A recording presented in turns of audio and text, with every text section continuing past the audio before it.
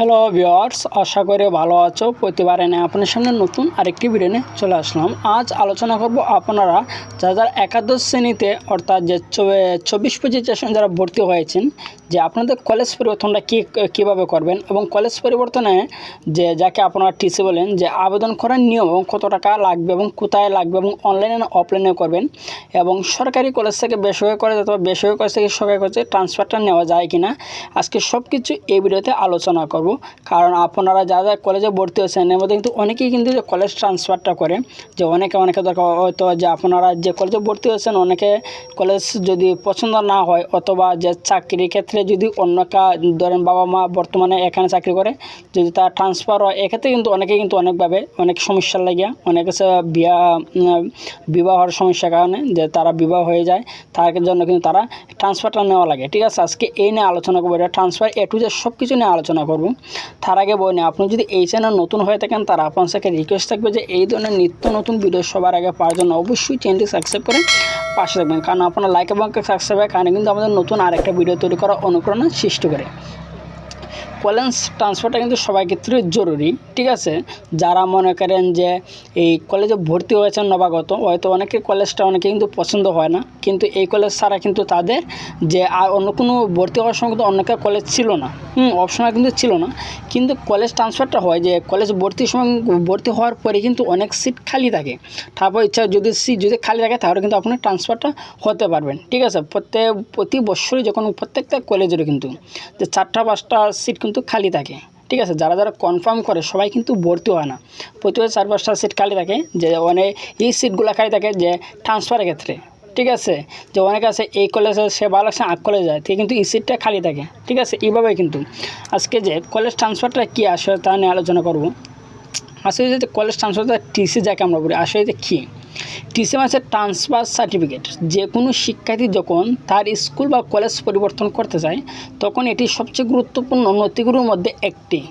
ইনস্টিটিউটের দায়িত্ব থাকা ব্যক্তি যে ছাত্রটি ইনস্টিটিউটে ছেড়ে যাওয়ার জন্য আবেদন করবে থাকে সেটি কিন্তু সে ইস্যু করবে। ঠিক আছে, আসলে বুঝতে পারছেন টিসিটা আসলে কী।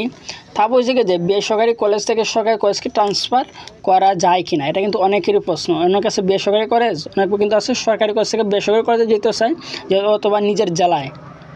এই ধরনের কিন্তু অনেক ট্রান্সফার হয়। ঠিক আছে, যে সরকারি থেকে বেসরকারি কলেজে যাওয়া যায়, তেমনি বেসরকারি থেকে সরকারি কলেজেও কিন্তু যাওয়া যায় যদি সিট খালি থাকে। ঠিক আছে, সরকারি থেকে বেসরকারিতে যাওয়া যায়, বেসরকারি থেকে সরকারিতেও আসা যায় যদি সিট খালি থাকে।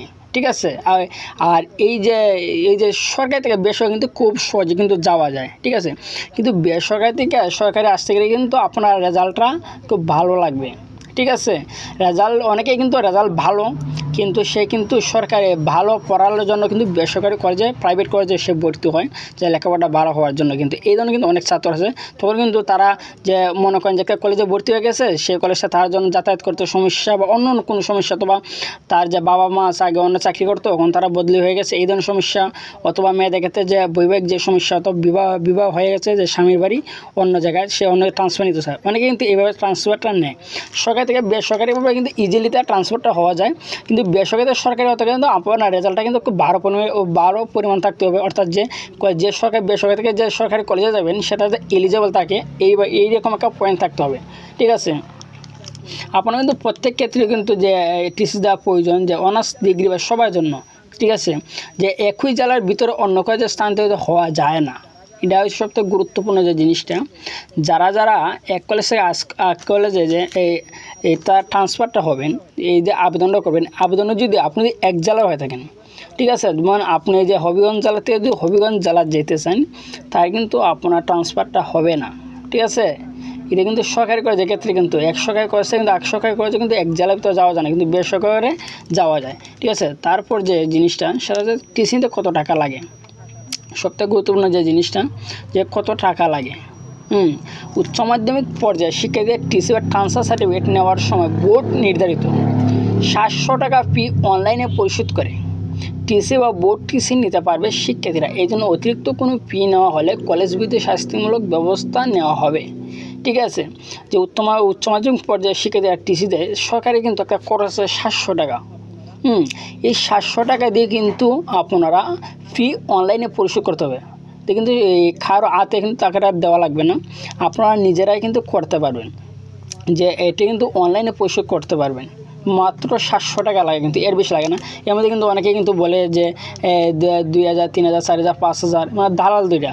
আসলে বর্তমান যে লেখাপড়ার যে সিস্টেমটা, কিন্তু দালাল দিয়ে কোনো কাজ হয় না, সব কিছু অনলাইন ভিত্তিক। আপনাদের কেউ যদি আপনাকে বলে যে আপনাকে অন্যকে কলেজে ট্রান্সফার করে দিতে পারবে, অত টাকা লাগবে, অত এটা কোনোভাবে সম্ভব না। ঠিক আছে, আপনারা জানেন যে টিসিপিটা কিন্তু 700 টাকা, এটা কিন্তু বোর্ড নির্ধারিত। ঠিক আছে, যদি এক্সট্রা কিছু নেয় তো 100 বা 200 টাকা নিতে পারে, এর বেশি কিন্তু নেবে না। হ্যাঁ, ফির সাথে যদি কোনো ব্যাট দো তারা সংযোগ করে, যেহেতু নতুন নতুন আপডেট প্রকাশিত হচ্ছে, যেহেতু নতুন সিস্টেমে বা 100 বা 200 বাড়তে পারে। ঠিক আছে, তো 800 900 হতে পারে, কিন্তু এর বেশি হবে না। ঠিক আছে, এখন এটা কিভাবে করবেন এবং এটা কবে শুরু হবে? যারা 24-25 হাজার ভর্তি হয়েছেন, আপনাদের কিন্তু এখনও কিন্তু ভর্তির সময়টা কিন্তু বাড়ানো হয়েছে, এখনও কিন্তু ছাত্র ভর্তি হচ্ছে। কিন্তু কেন?